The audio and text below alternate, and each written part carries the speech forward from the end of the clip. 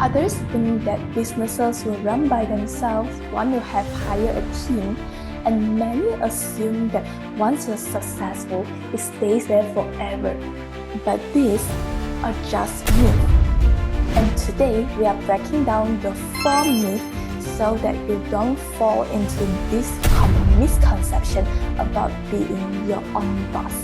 If you are new here, welcome to the Future Builder podcast by Empowered Liion. I'm Daniel. And I'm Ballerina. We quit the corporate job and built a lifestyle business that gives us control over our time, income, and freedom. And now we are sharing how you can do this as well. Yay! So, what does it actually mean by running an online business? And why do so many people get it wrong?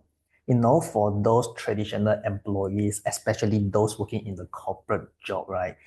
They are actually having this doubt of whether an online business, this thing, is it sustainable or not? So this leads to our myth number 1. Online business isn't a real work. Because I think many people have this misconception about working online, having an online business, just like those, secondary school kids. They just do not want to work after their graduation and they just want to do their own stuff. But they are not putting so many effort or being serious in their business, so they just do it for fun. That's why I think this lead to the misconception that people think that online business isn't real work. Yeah, so you're saying those kids, like they wanted to become a YouTuber or they just like shoot the reels, whatever. And then those boomers, like those older people, they just think that there's no physical exchange of the value. So that's the real stuff.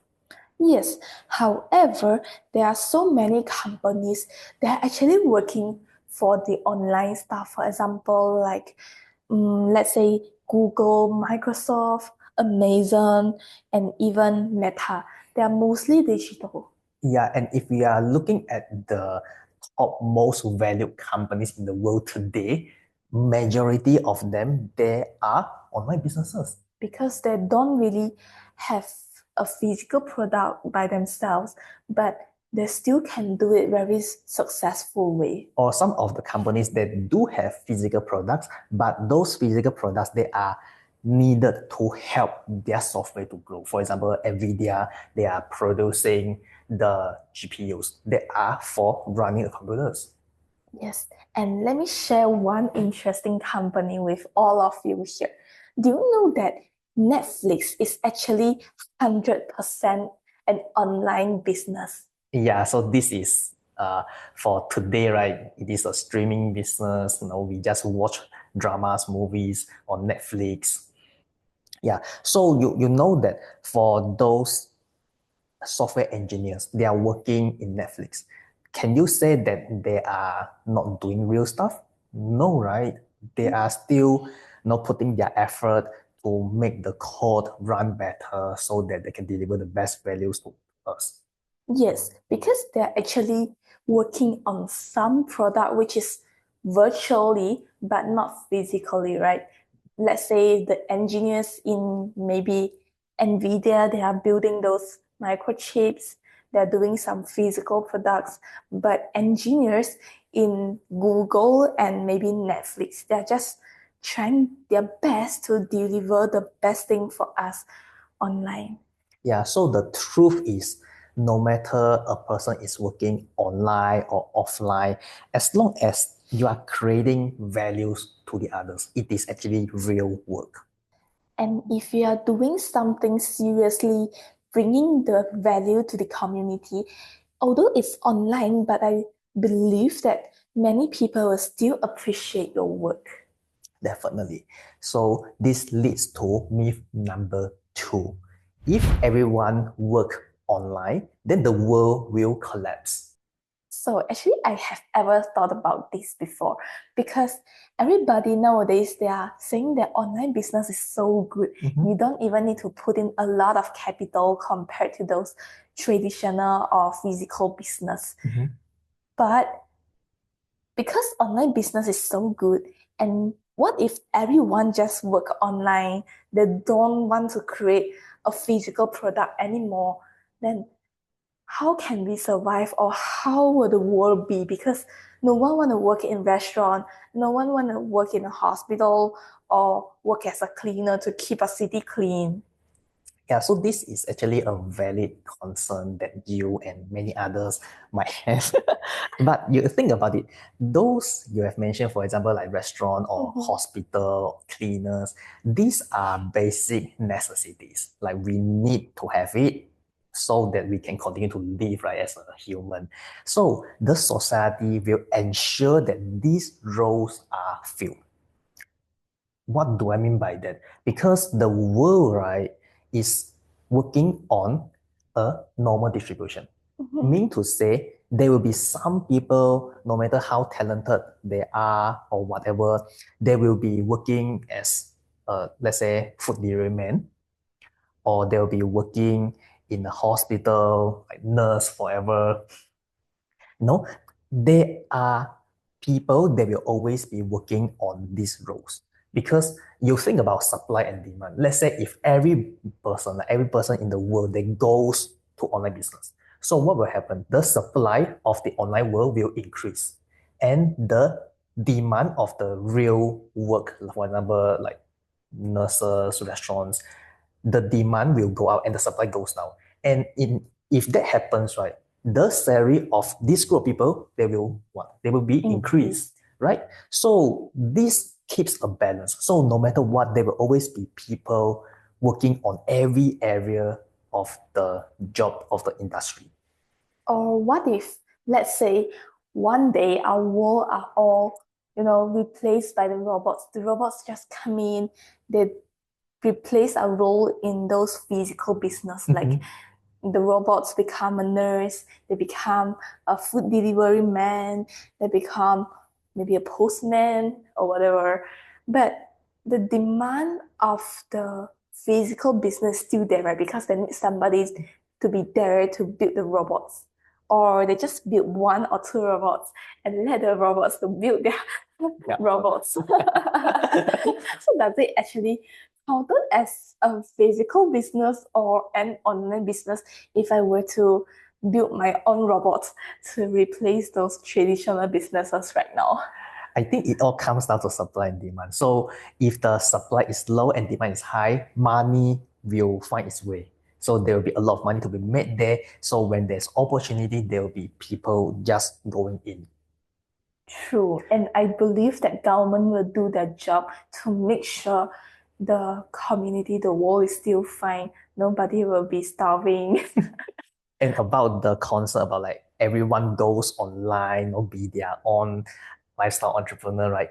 No, I've got my own story because I've been studying as a master student in the US, Mhm. and it is actually a top 50 US university.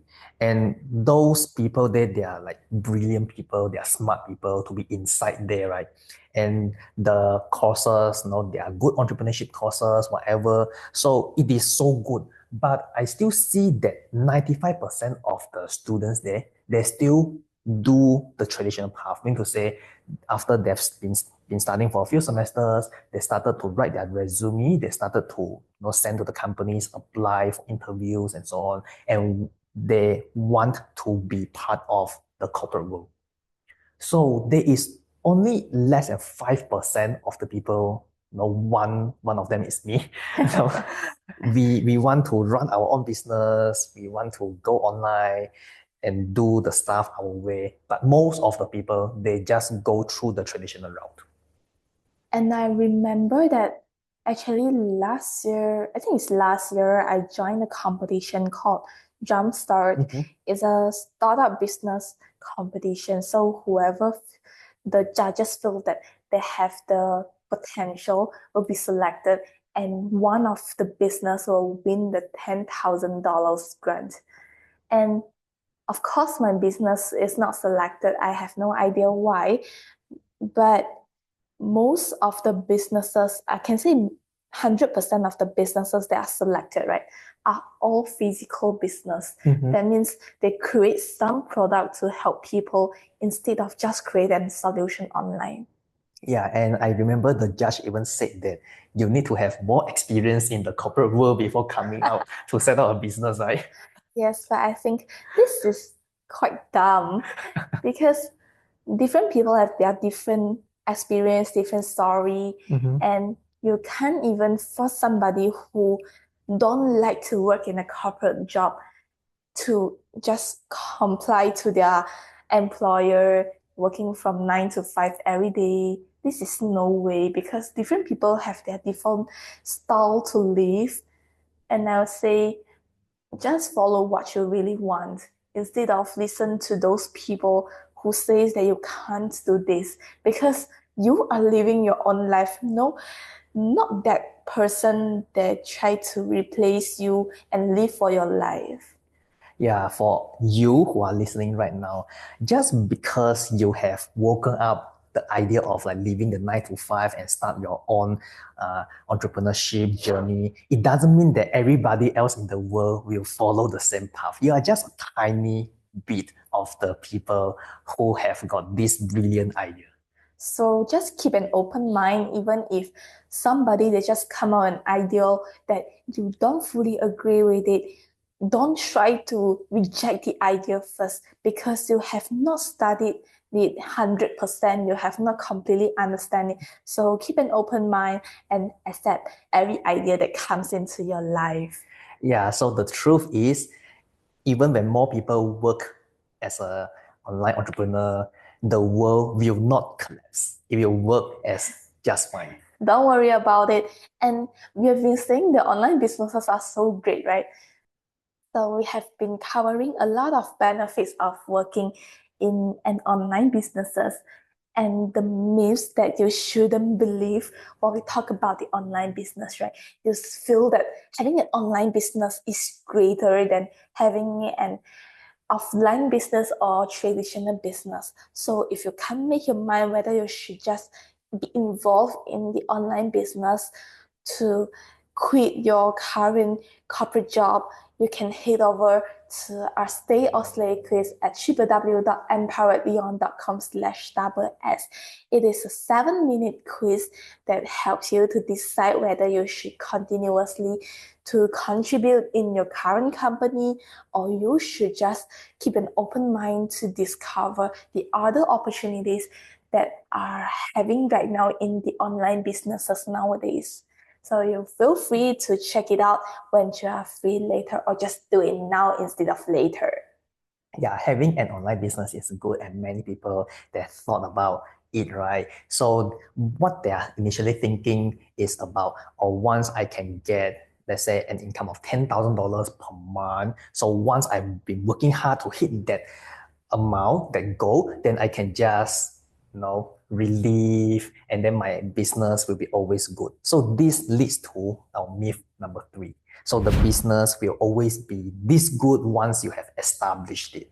So we must wake you up because a lot of people who want you to join in their online businesses will say you can definitely get this amount of reward once you join us. But I would like to let you know that it is no way because no pain, no gain. As an entrepreneur, we always know that, our success isn't permanent. It is always ups and downs in our business. There's this saying goes, the only thing that doesn't change is change. So businesses, right, they are always constantly changing. Like even when you started out a business using the best technology, using the best method to run your business, one day it will be replaced by your competitors. So the only way for you is to keep innovating. And don't think that your business, let's say you can make $10,000 a month, if you always be like $10,000 a month or even higher every single month, because some of the months are great, some of the months are not. So we need to keep our balance.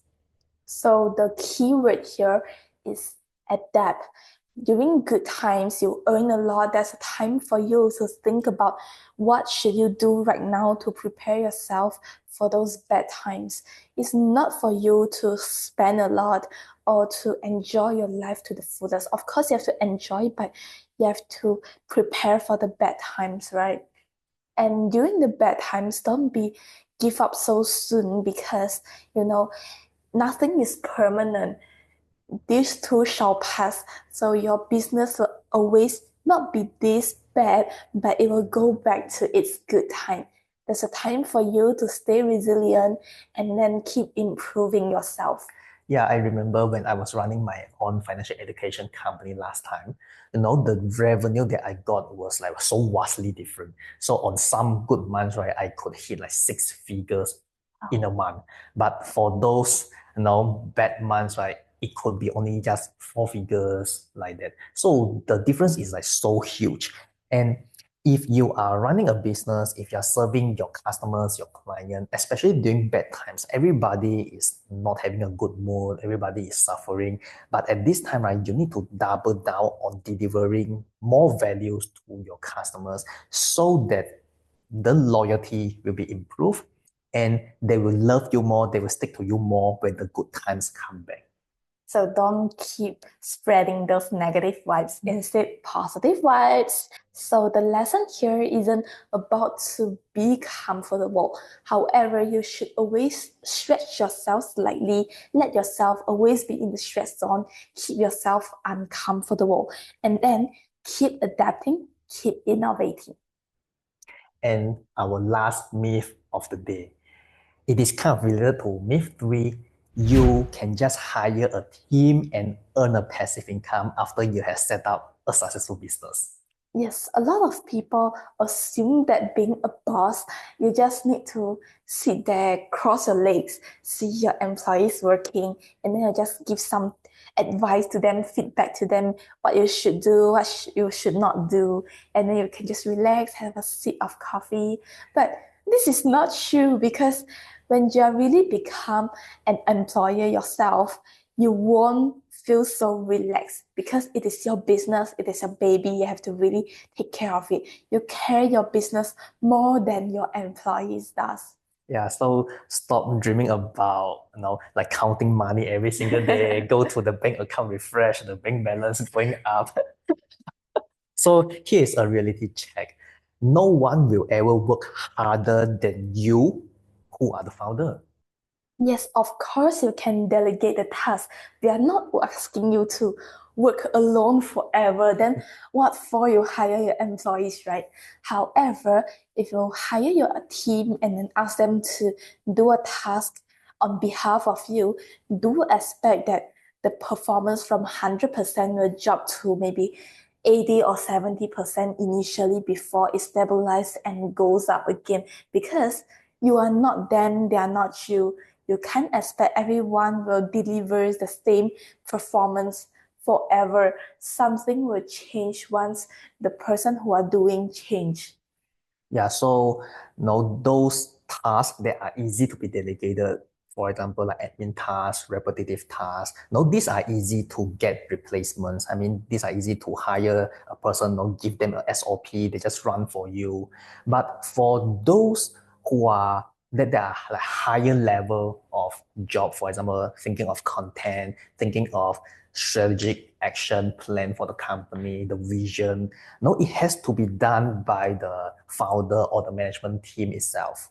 I remember I watched a YouTube video about a few weeks ago. Then I remember the YouTuber said she's actually trying to find somebody to think about the content together with her because it's very exhausting when you need to come up new content every day. Mhm.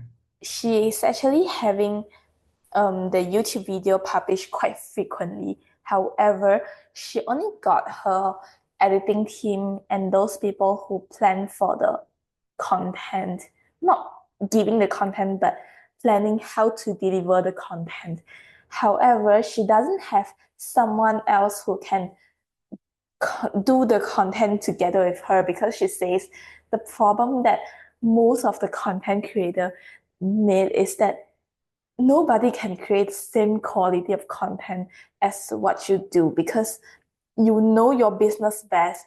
No one will understand your business better than you. So it's the best for you to come up with your own content instead. Of course, you can ask somebody for their ideas, but I would say don't rely on them so much. Yes. And the next thing is about this term called passive income. Once you have got a business, then the company will do the work for you, then you earn the money.